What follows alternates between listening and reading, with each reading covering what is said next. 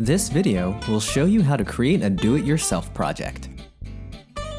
To get to the do-it-yourself projects from the main menu, go to the workshop. Here, you can see all the different categories we have to offer.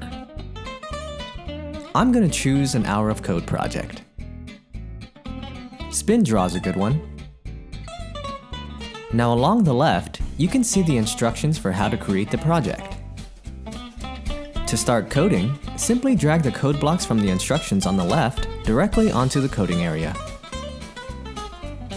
You can scroll down in the instructions to see if your code is correct. Now so far, this set of code blocks makes the spinner actor go where our finger touches the screen. Next, let's add a couple blocks to constantly stamp the image. After each step, you can hit the play button at the bottom right to test your current code.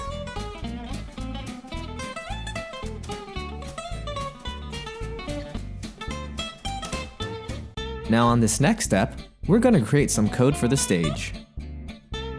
You can return to the other set of code by clicking on the actor.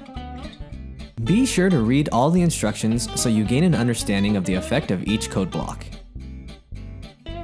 This particular set of code clears the screen on start. Now we want to add a block that will make the actor spin. Let's test this out.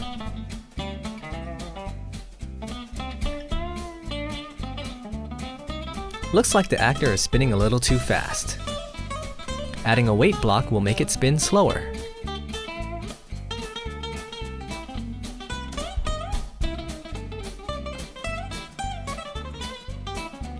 Next, these few blocks will let us customize the size and the image of our spinner actor.